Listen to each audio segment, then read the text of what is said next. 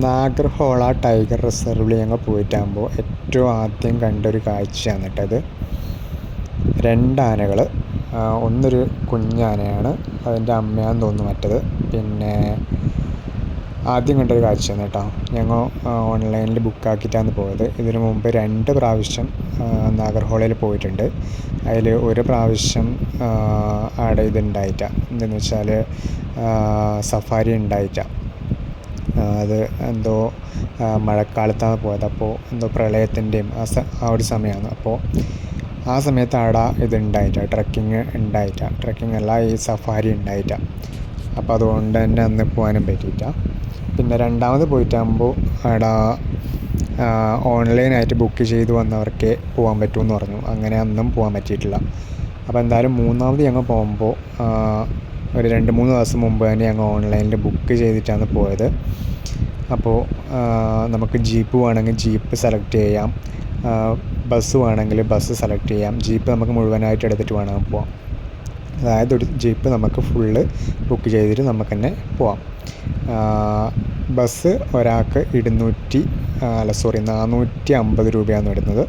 പിന്നെ അതിൻ്റെ കൂടെ നമ്മുടെ ക്യാമറ എടുക്കുന്നുണ്ടെങ്കിൽ 250 രൂപ വരും. ഒരു ക്യാമറയ്ക്ക് 250 രൂപയാണ് വരുന്നത്. പിന്നെ അത് ക്യാമറയുടെ വലിപ്പവും ലെൻസിൻ്റെയൊക്കെ സൈസ് അനുസരിച്ച് അതിൻ്റെ പൈസ, അതായത് ഈ ക്യാമറ ചാർജ് കൂടിക്കൊണ്ടേക്കും. പിന്നെ ഫോണിൽ വീഡിയോ എടുക്കുന്നതിന് പ്രശ്നമൊന്നുമില്ല, ഫോണിൽ നമുക്ക് വീഡിയോ എടുക്കാം. ക്യാമറയിൽ വീഡിയോ എടുക്കുന്നതിന് മാത്രമാണ് ഈ പൈസ വാങ്ങുന്നത്. പിന്നെ അതെല്ലാം നമുക്ക് ഓൺലൈനിൽ തന്നെ ബുക്ക് ചെയ്യാനുള്ള അവസരമുണ്ട്. പിന്നെ മൃഗങ്ങളെ കാണുമ്പോൾ അവർ നമുക്ക് വണ്ടി നിർത്തി തരും. പിന്നെ ജീപ്പും ബസ്സും മാത്രമല്ല, നമുക്ക് സ്റ്റേ ചെയ്യാനുള്ള സ്ഥലവും ഈ നാഗർഹോളയിൽ അവൈലബിൾ ആണ്. അതും നമുക്ക് ഈ ഫോറസ്റ്റിൻ്റെ തന്നെ നമുക്ക് അവൈലബിൾ ആണ്. അത് നമുക്ക് ഓൺലൈനിൽ ബുക്ക് ചെയ്യാൻ പറ്റും. അതിന് റേറ്റ് എത്രയാണെന്നുള്ള കാര്യം ശരിക്കും അറിയില്ല.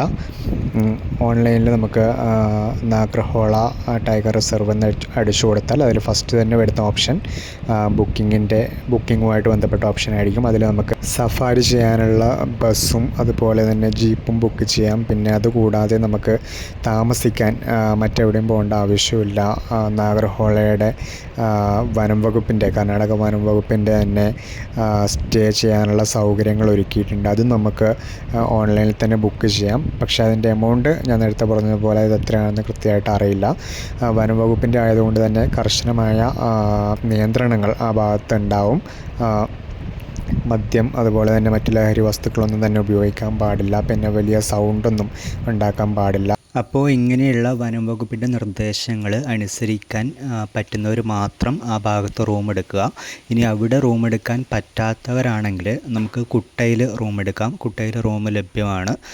രാത്രിയിലേക്ക് പോകുന്നവർ ഒന്ന് നോക്കിയിട്ട്, പരിസരമൊക്കെ ഒന്ന് നോക്കിയിട്ട് വേണം കുട്ടയിൽ റൂം എടുക്കാൻ.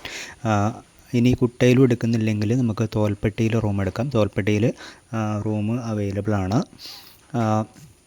രാവിലെ 6 മണിക്കാണ് ഈ സഫാരി സ്റ്റാർട്ട് ചെയ്യുന്നത്. നാഗർഹോളയിൽ സഫാരി സ്റ്റാർട്ട് ചെയ്യുന്നത് രാവിലെ 6 മണിക്കാണ്. പിന്നെ റൂം ബുക്ക് ചെയ്യുമ്പോൾ നമ്മൾ പോകുന്നതിന് മുമ്പ് തന്നെ ഓൺലൈനിൽ നമ്മൾ റൂം ബുക്ക് ചെയ്യാൻ ശ്രമിക്കുക. ഓൺലൈനിൽ ഇഷ്ടംപോലെ റൂമുകൾ അവൈലബിൾ ആണ്. അപ്പോൾ ഓൺലൈൻ സൗകര്യം ഉപയോഗിക്കുന്നതായിരിക്കും നല്ലത്. അതായത് നമ്മൾ അവിടെ പോയിട്ട് ഓരോ റൂം തപ്പി നടന്ന് കഷ്ടപ്പെടുന്നതിനേക്കാളും നല്ലത് ഓൺലൈനിൽ നമ്മൾ ബുക്ക് ചെയ്യുന്നതായിരിക്കും. അത് നമ്മുടെ അനുഭവം കൊണ്ട് പറയുന്നതാണ്. അവിടെ പോയിട്ട് റൂം തപ്പിയെടുത്ത് കണ്ടുപിടിക്കുക എന്നുള്ളത് അത്ര എളുപ്പമുള്ള പണിയല്ല. പിന്നെ മൃഗങ്ങളുടെ കാര്യമായാലും ആന, മാൻ, അതുപോലെ തന്നെ കാട്ടുപോത്ത് തുടങ്ങിയ മൃഗങ്ങളെ കാണാമെന്നുള്ള കാര്യം ഉറപ്പാണ്. അപ്പോൾ ഇത്രയൊക്കെയാണ് നാഗർഹോള ടൈഗർ റിസർവിലെ വിശേഷങ്ങൾ. ഇത്രയൊക്കെയാണ് ഞങ്ങൾ കണ്ടത്. അപ്പോൾ വലിയ വീഡിയോ ഒന്നുമല്ല, ചെറിയൊരു വീഡിയോ ആണ്. വീഡിയോ ഇഷ്ടപ്പെട്ടാൽ എല്ലാവരും സബ്സ്ക്രൈബ് ചെയ്യുക. അതുപോലെ തന്നെ ലൈക്കും ഷെയറും കമൻറ്റും ചെയ്യുക.